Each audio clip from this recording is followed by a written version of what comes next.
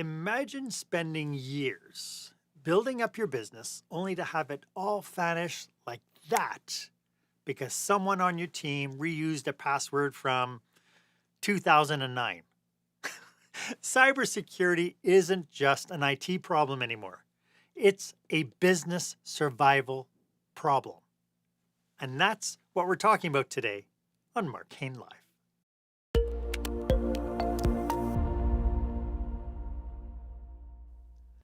Welcome to this episode of Marc Haine Live. Of course, this is where small business owners and entrepreneurs develop new skills to help them create the jaw-dropping, show-stopping experience that their customers and their employees deserve.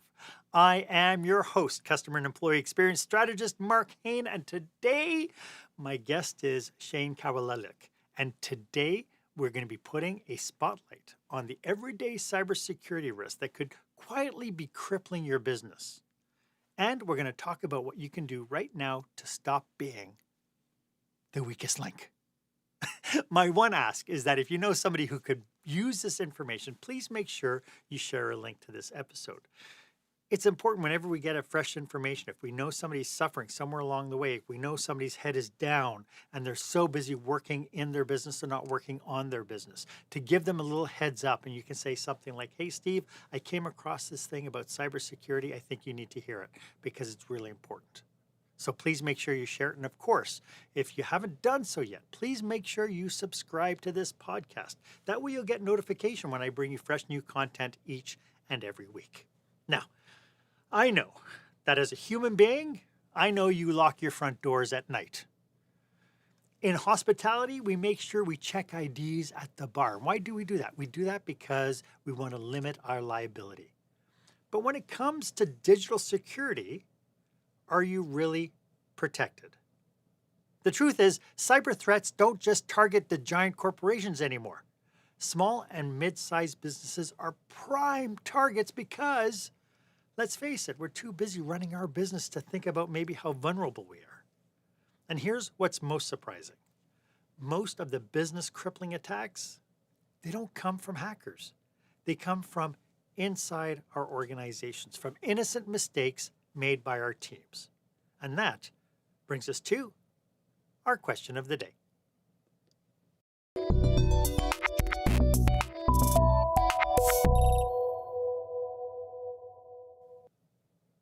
So if one click could take down your entire operation, how confident are you that your team would know not to click it?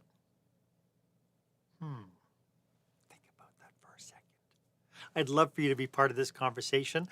Why don't you go ahead and share this episode on your favorite social media platform, hashtag it Experience Leadership. Put down your comments. I'd love to hear.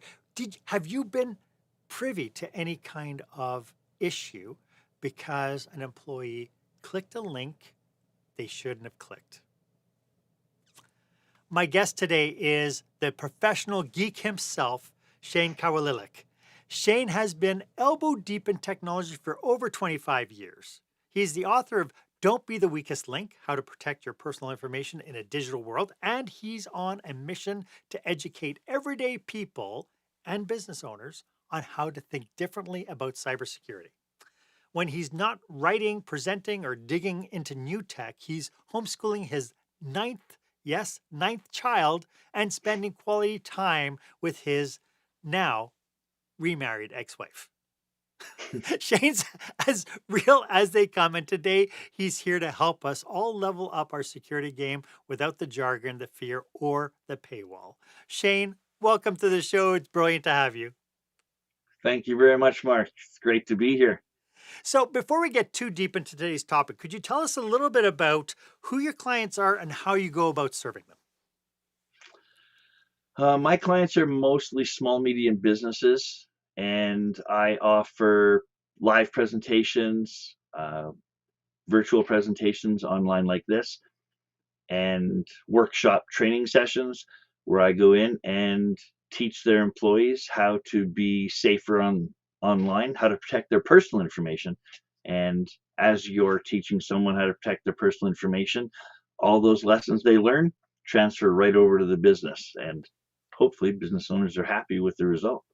Yeah. So, the issue, of course, is that, we're also privy to like the big hacks and all that sort of stuff. We all have, data management that we have to be sure of. We trust our suppliers, like, when we use Interact machines and that sort of thing, that they're going to be taking care of our guests as well.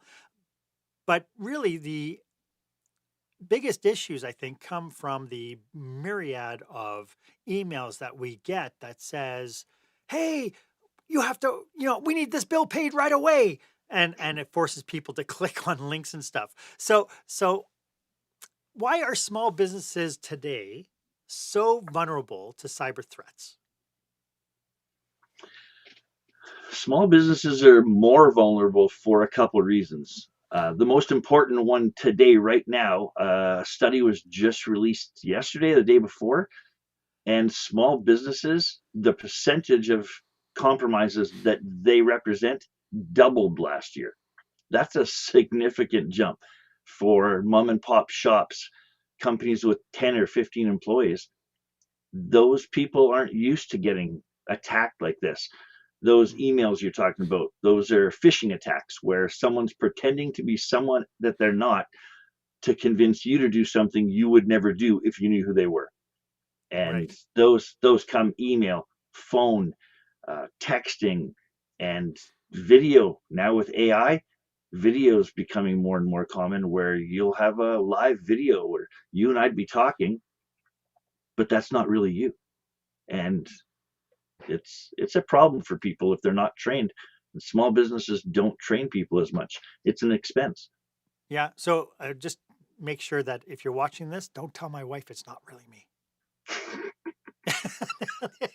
That's Click. it's true though, right? Because Yep. now data is out there, right? And so a lot of times, like I've seen where, somebody, we just had one with a nonprofit, and it was addressed to the president, and it was sent from the treasurer under the treasurer's name. And she's like, you need to e-transfer this right away. Or no, actually, the reason why we figured it out was because they said, hey, Anne Marie, could you please get some gift cards and send me the codes right away? And so, of course, that was the only tip off, was we knew that our treasurer, me, would never ask for gift cards. But to that point, there are ones that are really kind of challenging to identify. What challenges do we have now as small business owners to be able to kind of put up those antenna? If you go to my website, I have cut sheets, and one of them, the by far, probably 80% of the downloads are one cut sheet, and it's called Red Flags. And it's just a bunch of little bullet points that everyone should be looking at. Yeah. If you see an email or a communication that says urgent, if you don't usually have past due bills and final notices, that should be a red flag. There's the capitals. I Capitals, grammar, and typos. I don't understand. I mean, we've had spell check for 20 years, for crying out loud, and I still see emails with typos. I had a guy, well, this was years ago, I actually told the story in the book, but the the email, you click the link and it takes you to a government site, the nice bilingual page and stuff. And I'm like, well, that's not legit. And the person sitting at the desk said, oh, it had some red flags, but how do you know? And I'm like, well, you're in Canada, and in Canada, we're English and French, and that's English and German. So I don't know what kind of research this hacker did, but this is a horrible webpage for a Canadian. But this Canadian sitting beside asking me did Yeah. not speak French and thought that was French. How do you mistake German for French? Don't you have cereal boxes at home? Everything is bilingual. Yet Yeah. this person legitimately thought that was a official Canadian government website. Funny, So eh? So what does it really mean? I know you called your book The Weakest Link. What does it really mean these days to be the weakest link in an organization? it used to be hardware. And there's still a percentage of the game where we as IT professionals, we have to install secure hardware and we have to patch it and we have to update it so that hackers don't get in. But Right. today, over 75% of breaches are through people. Yeah. I was just talking to somebody on LinkedIn yesterday, and I said people don't have to worry about hardware as much anymore because people aren't hacking. They're not compromising. They're not brute forcing their way into a network. They're just logging in. They stole login credentials from someone. The stuff with the Chinese government now, almost daily, some three-letter organization in the United States is finding a login that has been active for over a year. Some of these things, 10 years, and they've had full admin access to this network. What have they done in the last 10 years? They're just Well, sitting there waiting. it's interesting because I've heard about that. I've heard that, when an organization gets breached, it's not because they suddenly got somebody's information. They've been mining information for ages so that they can go deeper and get more out of it. And they could have been sitting on it for 6 months, 10 months, a year, 18 months. They can be very, very patient. Yeah, one of the things I tell people all the time, every presentation I've ever done, I show someone how to go online and find out which information has been breached and where it came from. So if you lost your information in the MGM hack, recently this year, my personal information was breached from WestJet. So it's not to say that I did anything wrong. WestJet gave away my information Yeah. and very personal information. I've lost my passport, a picture of my driver's license. These are things they're not abundant out there on the internet. I can count on one hand the number of people that know my passport number. I mean, before this hack, now it's millions. But how do you It, protect that kind of information? You need to know what's been taken. And so I yeah. send people to the website, see what's been taken, and then you can go about trying to rectify it. You can't secure what you don't know is being missing. Right. But a lot of what we do comes out of habits. Like I know that a municipality in Alberta here was hacked because an employee walked in to the building, saw a thumb drive on the ground, picked it up, put it in their computer to see what was on it, and because of that they introduced a virus onto a closed network, right? And it was devastating to them, right? So how do we become like intentional in our behavior so that we're not opening ourselves up to it? Well, one of the guys I like to follow on LinkedIn has this thing he says all the time. We have to have a cyber secure mindset. And kudos to Scott for coming up with the line because I can't come up with a better one. We need to change the way we think. You need to not just assume, but you need to know that there are people out there that want your information. And it's not always a password. It's actually rarely a password. A Mhm. password gets me into that one website that you put that password in.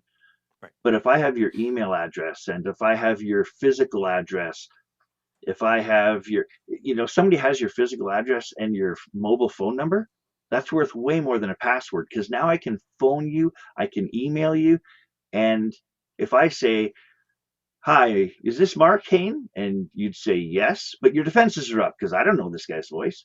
And Mhm. it says, "Is this Marc Haine from your address? And this is your cell phone and this is your email?" Oh, yeah. Now your defenses are down because clearly this is official business. This guy knows me. Right. And that's not the case. We have to be aware. If we don't have those antenna up, Mhm. we'll miss those red flags. So are there any kind of digital blind spots that are a sure sign that a business is operating really dangerously? Oh, by the way, I Uh, forgot to tell you, Shayne, I only ask small questions. this is, I've lost money because of what I say about financial institutions, Okay. but some of the things that we as IT professionals promote as secure are actually some of the least secure things we can do out there. And I warn people when I start talking, I'm like, you're going to hear something today that might be new to you. You're probably going to hear something today that is actually 180 degrees from what you've been taught from another IT professional. So, things I've been promoting since 2002. Microsoft was pushing hard this automatic password reset every 90 days. And I pushed hard against it. I'm like, no, that is bad. As soon as we did that, suddenly in an office of 50 people, and I'd never seen anyone's password, the second time that we made people change, I started seeing sticky notes everywhere on monitors, under keyboards. And I'm like, what is going on? I'm forcing these people to remember a new password. So it's been over 20 years I've been saying, pick a great password and never change it. If you ever get an expiration email from a network I run, I tell people right up front, you'll never see it. When you get an email saying, oh, your Office 365 password's expired, oh, your Google password's expired, I want to train the users I'm hired to protect that that email is a red flag. They've never seen one before. They should never see one. I've told them they never will. But if you get one every 2 or 3 months for the last 5 years, when you get one, there's no red flags. This is, oh, my monthly or my bi-monthly thing, and you Hmm. click a link and you give away your information. Yep. So, and these are the things that banks do. Banks are all about security questions. Security questions, those little, what's your mother's maiden name? What was your first car? Your childhood superhero? We've all seen them.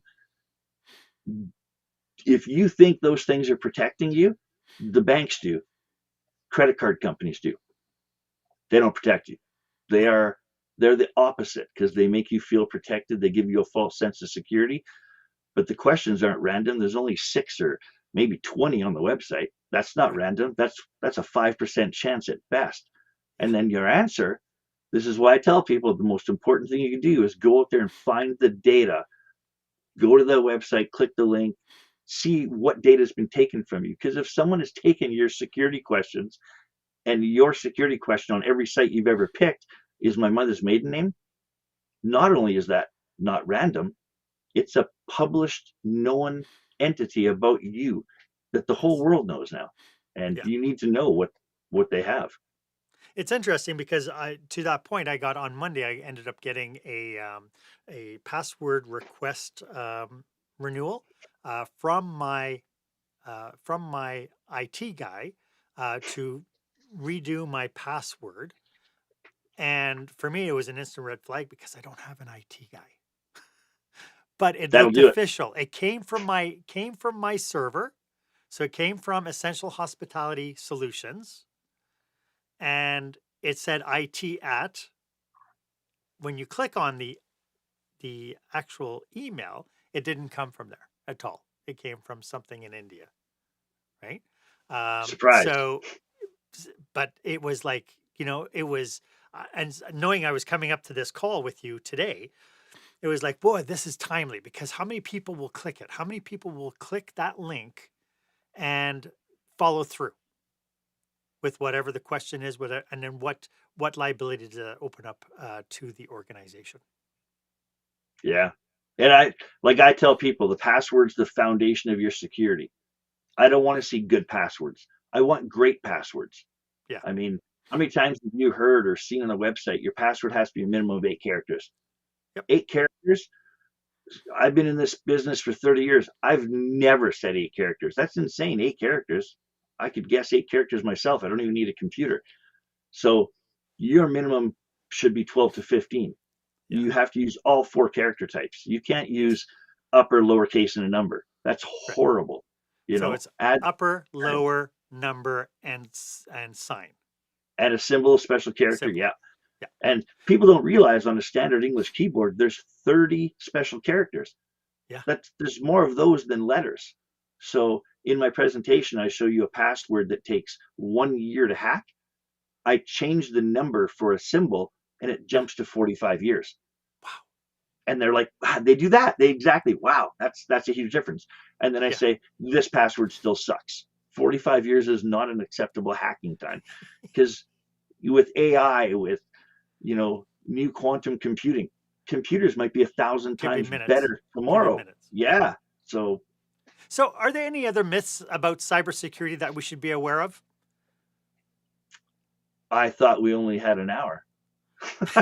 There's, I could honestly the big ones that Let people get. let's talk about what lulls us into security. Biometrics is a big one. Okay, how so? People tout biometrics as that's my fingerprint. This is my face. If I use my face to unlock my phone, nobody else can. That's not true. That application inside the phone is measuring the distance from your eyes, the length of your nose, the point from your chin to the tip of your nose, the distance from your ears.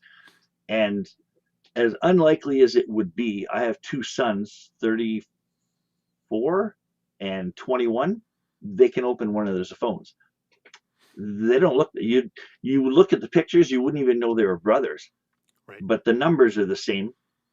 And I have to believe there's a lot of those out there, And then biometrics isn't just face, it's fingerprint, it's voice.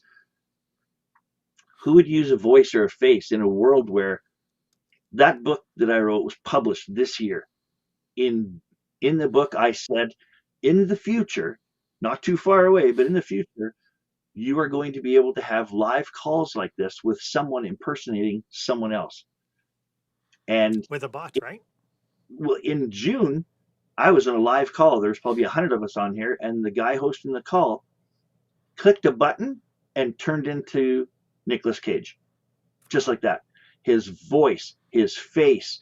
I was stunned. He turned sideways. He ran his hands through his hair, and I'm like, man, that's amazing. And then, boom, click of a button, he turned into John Travolta. And he said, this happens because there's so much available data about their voices, their faces, that it's easy. But in the future, that's all he said was the future, it's not going to take as much. And we just did a demo with the same software 2 weeks ago, and with 30 seconds of audio, and who hasn't put 30 seconds of audio on Facebook or Instagram? Right. 30 seconds of audio and one front face picture, he did the same thing. So it doesn't have to be Nicolas Cage now. And I know somebody in Toronto just lost $5,000. Some lady's at home. She gets a FaceTime call from her husband. She answers it, and there's a picture of her husband all beaten up, a gun to his head, and he's reading a letter saying she has 15 minutes to transfer 5,000 to this account. And she's scrambling for a pen. She writes it down. She transfers the number. She hangs up. She dials 911. The police are freaking out with her. She phones her husband, and he answers the phone. Hey, hon, what's up? She's like, what do you mean, what's up? Where are you? I'm at work, sitting at my desk. Why? What's up? And she was completely fooled. Yeah. The man she married. And this is a common thing now. Police all over are seeing spikes in this fake ransom thing. And I was shocked. That's a bold move for a cyber criminal that can't spell words properly in an email. So it's true. Hey, so I'd like to get into some steps that we could take to start protecting ourselves and our businesses, and we'll get to that right after this.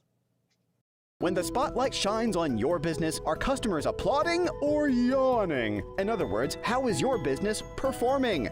Make your business a star with the new book, Lights, Camera, Action, Business Operational Excellence Through the Lens of Live Theater by Marc Haine. Marc uses his business and acting experience to help you see your business like a live show, so you can create a performance your customers will never forget. Buy Lights, Camera, Action today at your favorite online retailer or directly at marchaine.com. Welcome back. I am speaking to the master geek himself, Shayne Kawalilak. Shayne, why don't you tell us a little bit about your book? You've alluded to it several times. Talk to us a little bit about what your book's about, what people can expect if they buy it.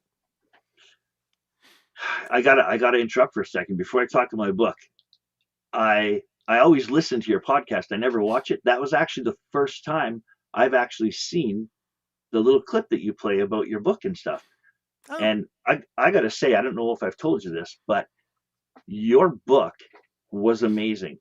I just put it back in the van so I could read through it again, because I was just talking to someone 2 weekends ago, and I said yes and they laughed at me and said, you meant but. And I'm like, no, I don't use yes but anymore. And they just thought I was freaking. So we talked for half an hour about your book, and it was just hilarious how it got into sitting on a boat in a lake. But That's awesome. Well, thank you very much for saying that. That's a true endorsement. I appreciate it. So now tell us about your book. so don't be the weakest link. It was funny because when we started it, it was actually called The Weakest Link. But there is no way to put the weakest link into a search engine and not get that crazy British chick on the game show. So we got talking, we were talking about different names, and then I said, the whole purpose of the book is to tell people how to not be the weakest link. And Charles, the co-writer, who actually never wrote a single word in the book, but he said, yeah, it's about helping people so, they don't be the weakest link. And I'm like, yes, don't be the weakest link. Let's use that. And now it's searched. But that book took 4.5 years to write. The technology, the problems we had, I knew what we wanted in there, but every time we used a real world example, technology changed so fast, we had to rewrite things. The word never and always was reduced by like 95% because we just can't use absolutes in a book about technology. And then we had issues with links. We would make a comment about a Forbes article, and a month later we go back to the Forbes article, and not only have they changed the thing we talked about because they were wrong and we were pointing it out, someone else pointed it out, and now they've changed the article. So we had to go back to the original articles. But then we had another problem. What if something changed? So we tried really hard to try to make the book more relevant. If we were having a problem writing something to stay relevant, how long would it be relevant to a reader? So Right. what we've done is every footnote in the book, if I say, here's the number one best web browser right now, here's the most popular search engine right now, I send those footnote links to a link from our website, and then I forward that. So in 2029, if you look at that link, it's going to go to the current number one browser, the current whatever for that time. And we're going to update those links every year. The plan is between Christmas and New Year's, we're going to take a few days and just run through every statement and every link in the book and just say, is this the most current information we have? Change the website, change the book. The whole idea around cybersecurity, though, how much of it is philosophical and principles versus policy or techniques? I would say probably, if I had to put a number on it, 20% policy, 20% the plan. There's probably a full 60% that is the recognition. It's Right. the end user knowing what the policy is. It's, you get a policy at work, you sign it, you initial it, and it goes in the desk and you never look at it again. Right. I promote very strongly every member. If you have an IT department with 1 or 2 people in it, what I want you to know is that every single user in that company is part of the IT team. Make them feel like they're part of the team, because if your firewall is 1 access point, well, those 50 people are 50 more access points. Where do you spend all your time? On 1/50th of the network? And And it's that weakest link. It's that just one. intentionality, sorry, Shayne, that intentionality around, clicking on emails, stopping and thinking before you do anything. People will say, oh, but you just don't understand how busy I'm just so busy all the time. And then something comes across and I just clicked on it. It's like, that would kind of sort of like saying, that contract came across my desk. I know it was 85 pages, but you know what? I didn't bother reading it. I just signed it. And it's like, you wouldn't do that. Yeah. And so No. this being intentional and present, I think, is even more important now when we're talking technology. Yeah, in the book we actually created, and this is what got me excited. I wrote the book for almost 2 years before we created what we call the weakest link scale. And that scale has 2 factors, a knowledge rank and a response rank. So Charles and I, both A's on an A to F scale. We both have the knowledge. This is what we've been doing for a quarter century each. But on the response ranking, we're a little different. So if a 1 is you wanting to live in a cabin in the woods and nobody knows your real name except the CRA, Charles is close. And it was funny, in one of the conversations we were talking about, could we implement something like this in there? Because more and more as we're talking, I'm saying, I thought we were brothers from a different mother, but you're like a distant cousin here. How can you say that? And he just responds different. And when we were talking about this living in the woods, he's nodding and he's like, yeah, it's me. Dude, you wouldn't do that. And he's like, oh yeah, 100%. I'm that close. Like, give me a reason, I'm gone. And I'm like, that's crazy. Well, if a 5 is someone who has to change their Netflix password 3-4 times a year because someone keeps hacking it, I'm probably a solid 4. I'm not willing to give up my access to things like social media. Social media forces you to put blinders on, and you've got to know those red flags like the back of your hand. You have to be aware all the time. And I have 4 Facebook accounts, but I'm writing. I've got 3 businesses. I have to. I do stuff like this. My name's out there. In the book, I talk about searching for Charles. The guy doesn't exist on the internet. It's crazy how hard he's worked to not have the same response rank that I do. And I think people just reading the story about, we're the same for knowledge. It's hard for us to learn new things except when hackers come up with new things. But when we look at how we respond and react to the knowledge that we have, yeah, it's like we're different people. And I think people seeing that hopefully puts them more at ease. It's not all about you being hacked. It's about you being able to do the things you want to do online without getting hacked. Oh, I lost audio.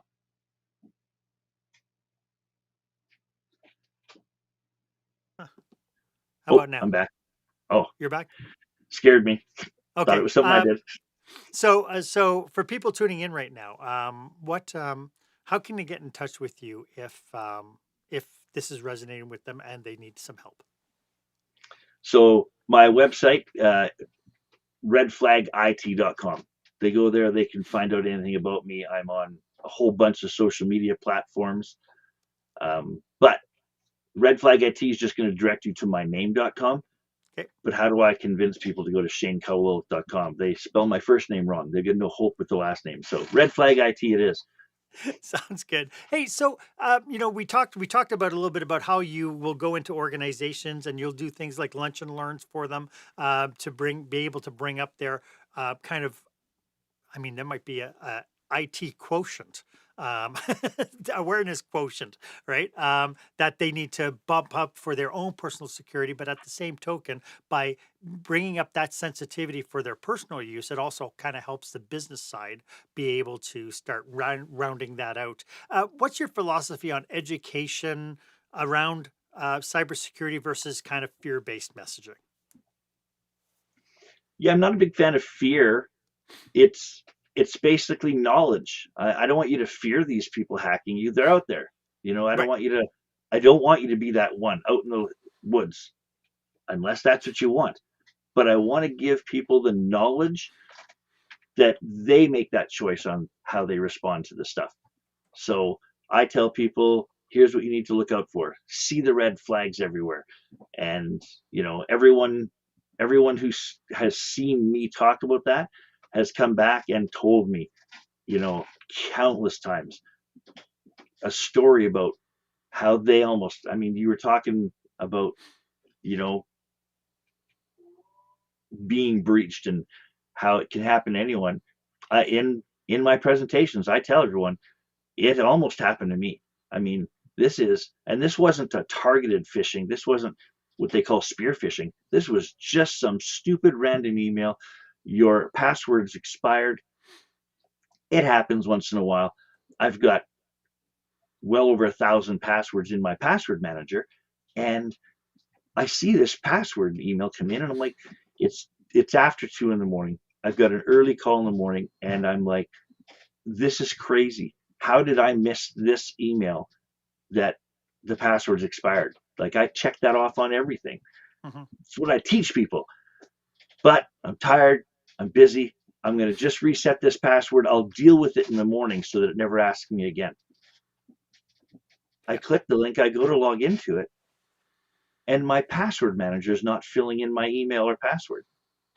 And so I typed my email in. I'm a stupid password manager. I typed my email in. I hit tab and waited for the password manager to catch up, and it wasn't. And I Mm. clicked the little thing to make sure I was logged in. And I'm like, what is going on? I looked over at the address bar. I was not on MicrosoftOnline.com. I was on MicrosoftPasswordReset.com or something, .India. And I'm like, if I would have known that password, which I don't, it's 30 some characters long. I haven't known it in years. But if I would have known it in that moment of frustration, I may have given it away to somebody, and I wouldn't have known. I It's would have just given interesting it away. because you had the tech to kind of spew a something's wrong with this picture component. Like a moment, all you needed was that just a split second to pull you back into intentionality. So is there some really good software that people should be looking for to help them with those, that something would be like, this doesn't make sense because this didn't happen? Yeah, I tell everybody, we have a little piece of our presentation that's about password managers. And Yep. the thing you have to learn about password managers is you need one. I mean, the average person has 80 passwords to know. Yeah. Yeah. Nobody can remember 80 passwords. If you can, you should dump them out of your head and use that memory space for something that can make you money, because memorizing 80 passwords is insane. So Yes. what people do is they memorize 4 passwords and use each of them 20 times. Yes. That's not helping you. So a password manager, and people always ask, you're probably thinking about this, what's the best password manager? And honestly, if you go to the website or in the book, I can't rank password managers. I can tell you what their different features are, what their different price points are. Mhm. If you're looking for something that's offline, that funnels you to these ones. If you're looking for something that's available cloud everywhere, well, the majority of them are. If you're looking for something for you and your whole family, there's some great deals with family accounts on a couple of them. So it Mhm. depends what you're looking for, but you have to have a password manager. Yeah. I rely on my password. In fact, I went to change because my credit card got hacked through the RBC. And so I had to go in and choose new login information, everything else. And the lady behind the counter said, I get really nervous when somebody's able to fill in their new password so easily. And it says, because I have a password manager. I didn't generate it. The password manager generated it for me. And right. So now I know that cross-platform, I have access to my passwords wherever I need them, and I don't have to memorize them. I do have to have faith that the password manager company is going to stay secure, right? Well, look at LastPass has been breached twice. Once, pretty insignificant. Everybody gets breached once, whatever. Yeah. But they got breached a second time, and they actually lost the databases of their customers. So my database of 1,400 passwords gone. It's out there. And so in the examples I use on how long it takes to hack passwords, that clock started clicking Yeah. because someone is out there with some supercomputer just pounding my LastPass database. Yeah. I'm not worried. My password was crazy long. It was not getting breached. Yeah. But I still went on there, and it took me 2 months to change 1,400 passwords. Yeah. Would it be fair to say it's not if you get breached, it's when? So here's the problem. I absolutely agree with you, but the problem is 99% of the breaches out there where your credentials have been taken aren't from you. So you've been Right. compromised, someone stole your information from Home Depot or from MGM or from verification.io. But have you been breached? You've been compromised. So the wording gets really tricky. Most people haven't been breached, but they have been compromised. Compromised. And that's how they get nailed in these phishing attacks, because the email looks so authentic. They've got so Yeah. much information on me because they got it from all these other people that have been breached. And so, knowing that, then, using the word breach as opposed to compromised, is it fair to say then that we should just assume that we're being breached all the time? Your data is out there. You The should data's out there. you should 100% realize it's out there. And like I said, reading the book is important, because even if you know the data is out there, you need to know how unsecure some of it is. Like we talked about biometrics, Sure. in the book we have a story every chapter, and story time in the biometric chapter, actually there's two stories in there, but one of them is a wonderful couple going on a vacation from somewhere in the Middle East to Bali, and somewhere over the Indian Ocean he falls asleep. Now, I don't promote promiscuism at all. I remarried my ex-wife, so I'm a big fan of love and romance. And second My wife, chances. my wife might not agree on the romance thing, but he falls asleep, passes out, whatever. His phone uses biometrics. Now, I'm okay with it being used to open the phone so she could find out that he'd been cheating on her. She starts beating him. Not only are they divorced, he had to spend $50,000 to land that plane in India. That's a big fine.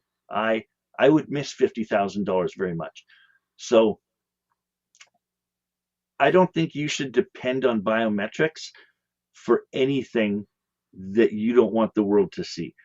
Right. It's okay to use biometrics if you're using that MFA, so multi-factor authentication.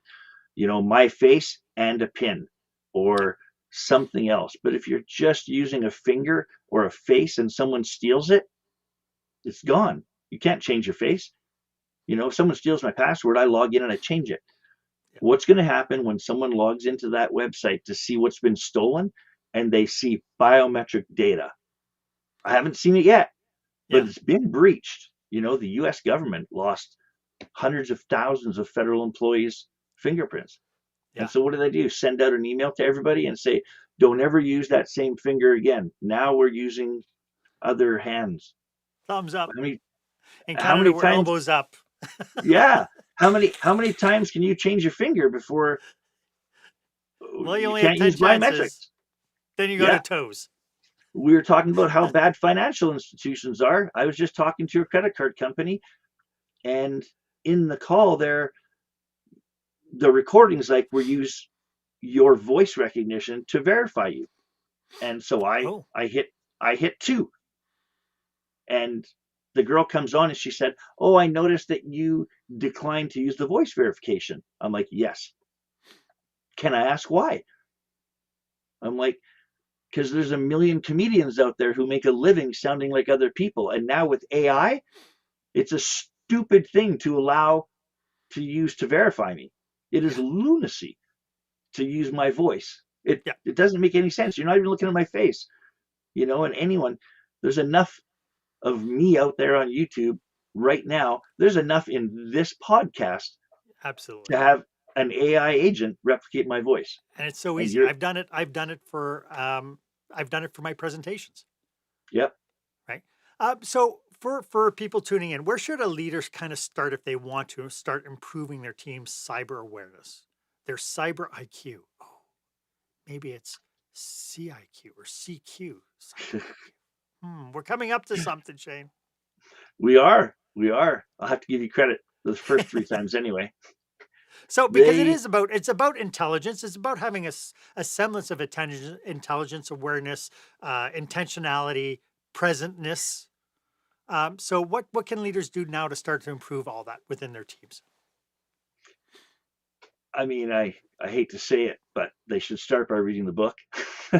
Check out the website. Go through the things that you didn't know, but just click through each chapter and say, wow, there is a lot of information here that I wasn't aware of. Once you realize you're not an A on the knowledge scale, it makes it a lot easier to turn around and say, let's pay this cybersecurity expert to come in here and talk to our team.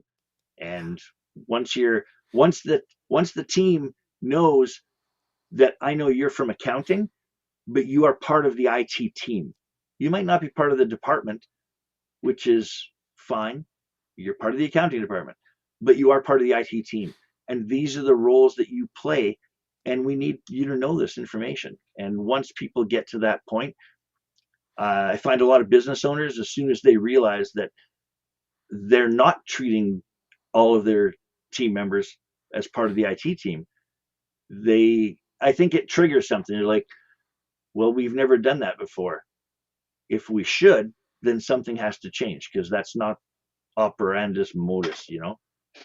It's interesting because when we think about corporate culture and we think about, the fact that we're in this community, we tell people customer service is everybody's responsibility.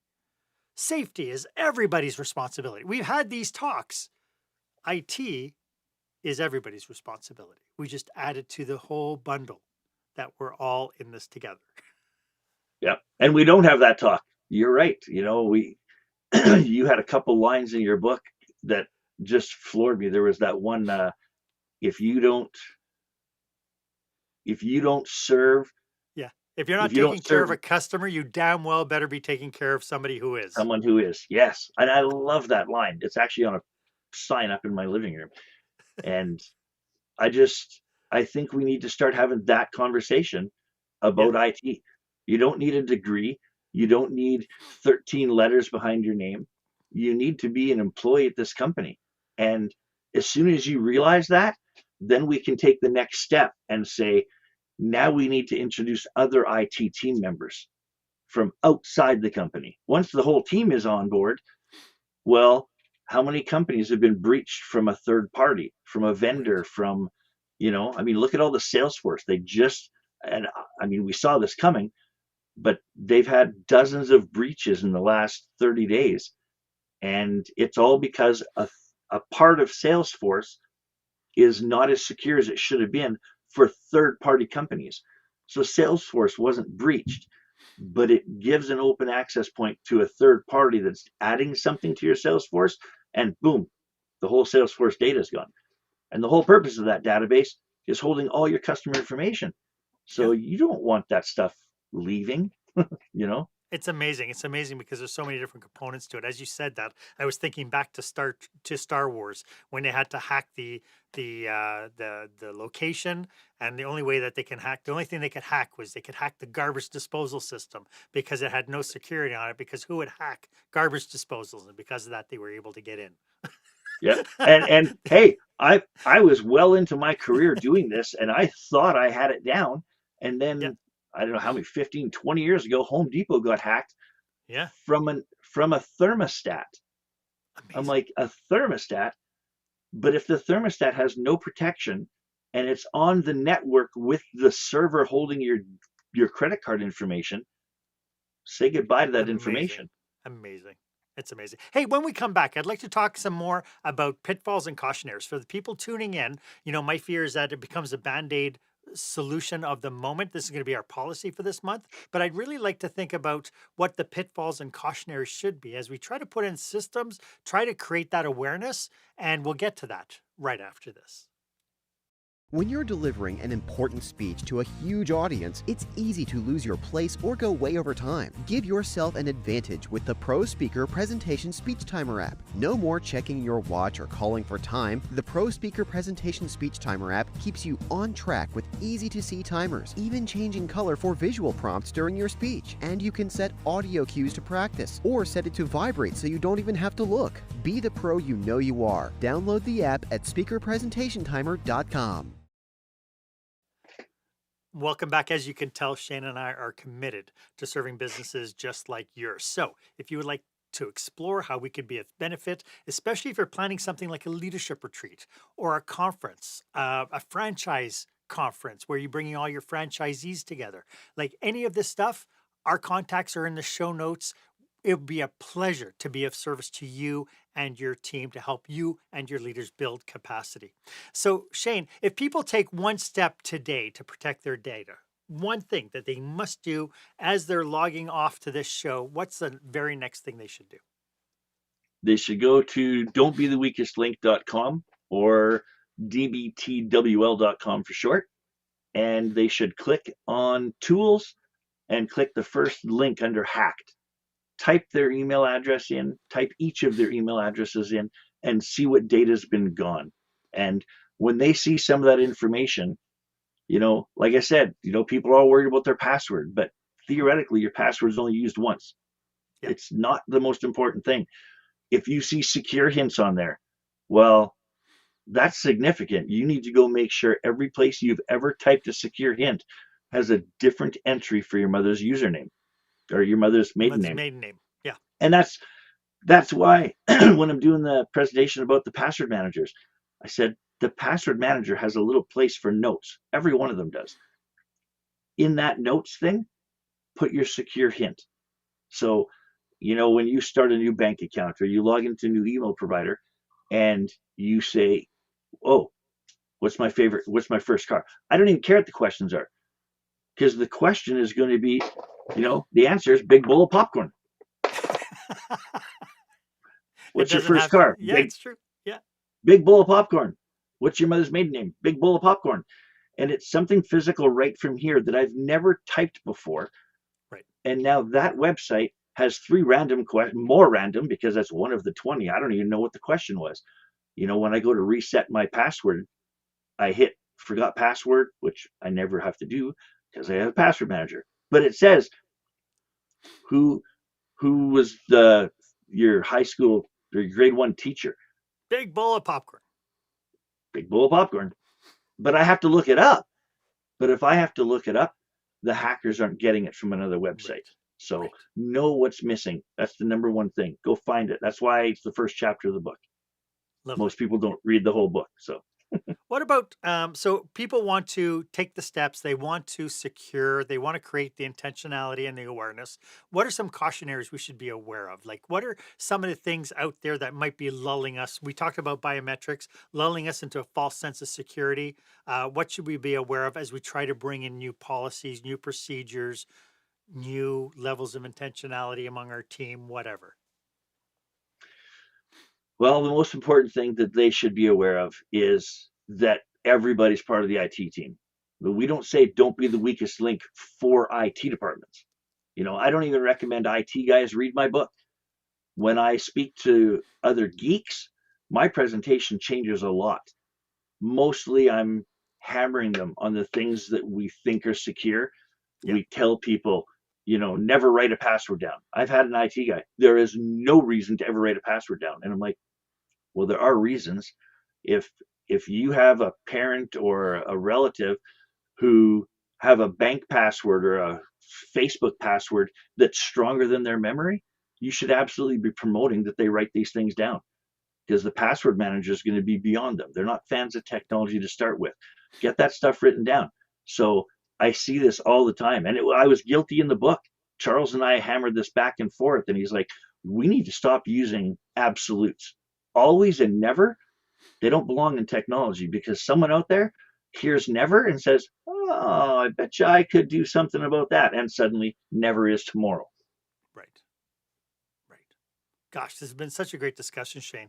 Do you have any last thoughts about what we've been talking about today? We covered so much. It really felt a little bit like drinking out of a fire hose. But any last thoughts about what we've been talking about today? You know what? I really enjoyed this. I'm so glad. I think knowledge and recovery are the most critical aspects of cybersecurity. So you have to know what's missing. You have to know what can get breached. You have to know what you can do about it. And then you need to go and recover those things. So I think just knowing the steps, I implore people, go to the website, download this. I mean, just flip through the chapters. And each book has homework in it at the end of every chapter. That homework's on the website. So as much as I'd love to make money off books, it's way more important that people get the information. Yes. I just like the world to be a safer place online, and we can't keep up to the cybersecurity threats. So Could you remind everybody one more time how to get a hold of you? absolutely, they can go to redflagit.com or dbtwl.com or don'tbetheweakestlink.com if they really like typing. Or yeah, any social media. I don't get on as often as I'd like, but I'm trying to spend more time on LinkedIn and Facebook because this is where people are getting breached. I Yeah. just talked to someone yesterday and they were talking about they someone that I thought was an A on the knowledge scale, not an A. Those Mm. little things you get on social media with a little picture, and it's like, oh, what's your, whatever name, and like your birth month, what is this? Then your birthday, what is this? What's your color of your shirt? And then put those three things together. And one of my friends just did this. Oh, my His goodness. response was funny, but I told him, I said, I show this screenshot in my presentations. And I'm like, that you didn't just tell all your friends that, this funny thing happened. That the person who made that picture is scraping social media for responses. And your response didn't say all that other stuff. It said, I was born in December, my birth date was the 23rd, and my favorite color is purple. These are the secure answers, the security hints that banks think are super secure. And you just Yeah. gave them away on Facebook. Well, what were you thinking? Oh, it was a funny response. Yeah, I agree. It's gonna be funny when they steal your email. Like, Yeah. Shayne, this has been a brilliant conversation. Thank you so much for being here today. well, thank you very much for having me. This was awesome. I loved having you. Thanks again. Hey, why don't you let me know if this was of value to you? As always, my offer stands. If you would like 30 minutes of my time to brainstorm your business with you and your team, feel free to book yourself on my online calendar. The link is down below in the show notes. It's the one that's marked meetwith.markhaine.com. Convenient, isn't it? It would be my absolute honor to be of service to you. So why don't you go ahead and book some time on my calendar? I'd love to hobnob with you and figure out what it is that I can serve you with. And while you're at it, why don't you go ahead and leave a comment or review about this episode? I'd love to get your feedback. Was this of value to you? And of course, if you haven't done so yet, please make sure you're subscribed. That way you get the notification. I'd love to get up to 2,000 subscribers. I just got a notification that I've had 250,000 downloads from less than 2,000 subscribers. I mean, that's really, really good, but I'd love to get to 2,000. Thank you so much. And thank you for investing your time with me here today. I appreciate you being here. My name is Marc Haine.